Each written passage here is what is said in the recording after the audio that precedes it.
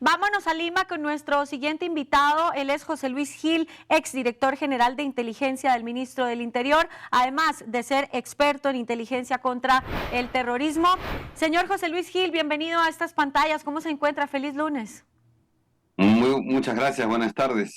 Muy agradecido por la entrevista. Claro que sí. Empecemos analizando sobre todo qué sorprende que aún a hoy Sendero Luminoso siga presente en el territorio del Perú. Sí, es importante que nuestro público internacional conozca que los dos fenómenos terroristas que tuvimos aquí, los comunistas radicales y los socialistas radicales, ¿no? En la década del 80 nos dieron, pues, muchos golpes al Estado peruano y a la nación peruana. Sendero Luminoso, que en la década del 80 estuvo muy fuerte en todo el Perú, fue destruido en el año 92 por la captura de su líder, de su cabecilla terrorista, Abimael Guzmán, que ahora ustedes lo muestran en pantalla. Cuando esto pasó, esta organización se subdividió en tres partes. Una parte quedó en el Braem, que usted ha mencionado, otra parte quedó en el Guayaga, en la selva central del Perú, y la otra parte quedó en Lima.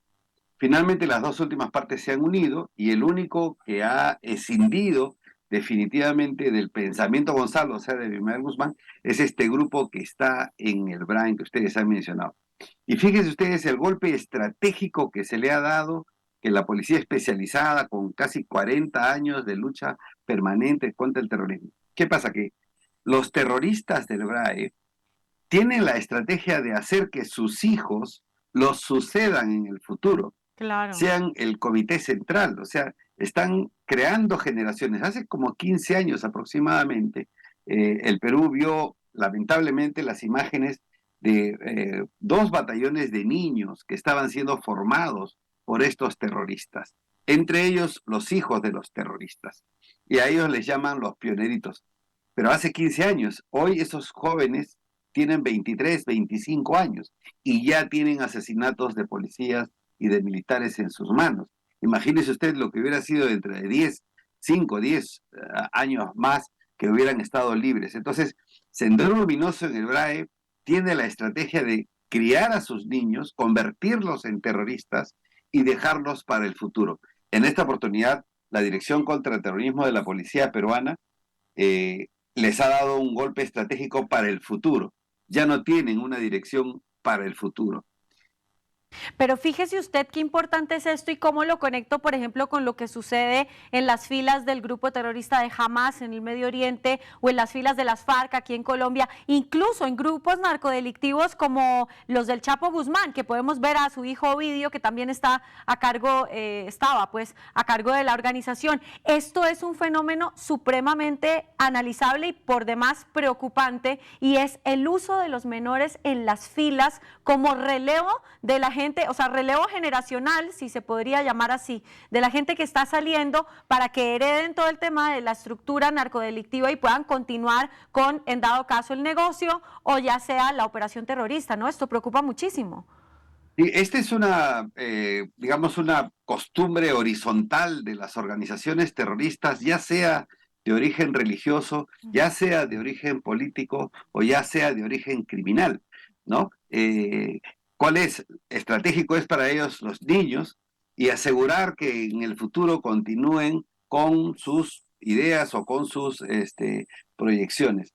Por lo menos en el Perú tenemos ya la experiencia de haber luchado con ellos, los hemos derrotado militarmente, los seguimos derrotando militarmente y los hemos derrotado también políticamente el año pasado con la caída de Pedro Castillo, que era un operador funcional de Sendero Luminoso, y vamos a seguirlos derrotando. Ahora nos preparamos para la derrota ideológica de esta organización criminal con todas sus facciones, con todas sus, entre comillas, diferencias. Estamos en el Perú decididos a combatirlos, decididos a derrotarlos en todos los campos. ¿Usted cree que o sea, ahorita ya hay operaciones para derrotarlos, según usted lo menciona, pero usted cree que un poco el resurgimiento se debe al empate que hicieron con el gobierno de Pedro Castillo? Bueno, a ver, nuevamente, hay dos facciones. Una facción que está en Lima, la que está supuestamente planteando un acuerdo de paz o una solución política, pero que a su vez están haciendo de manera secreta un ejército guerrillero y construyendo para el socialismo en el futuro, no es la otra parte, y la otra parte que está en el Brain. Tenemos el doble problema.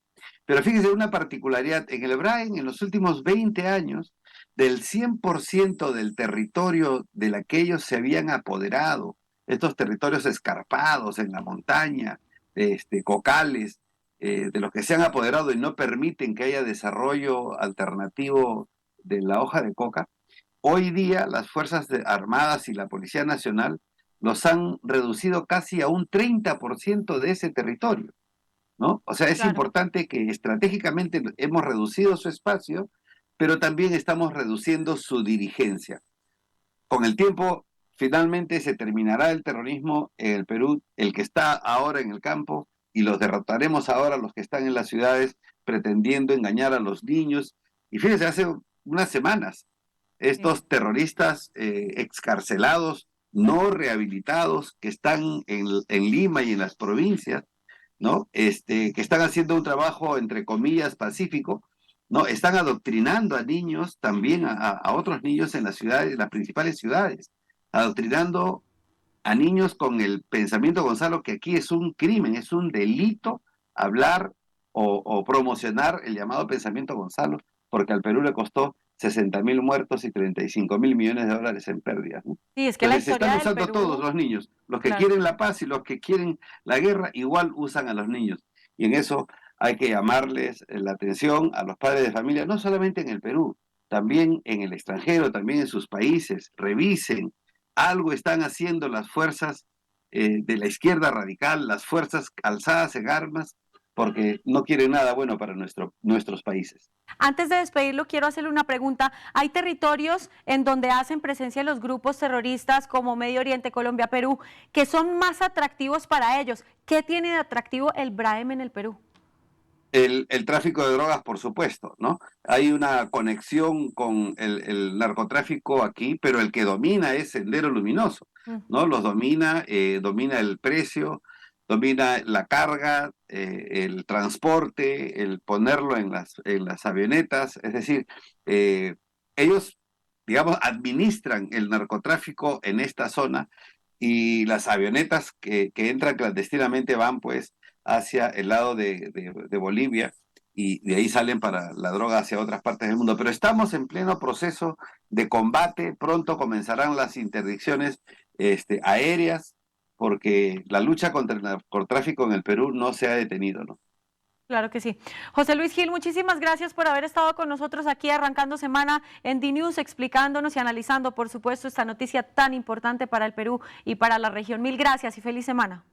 Muchas gracias, buenas tardes.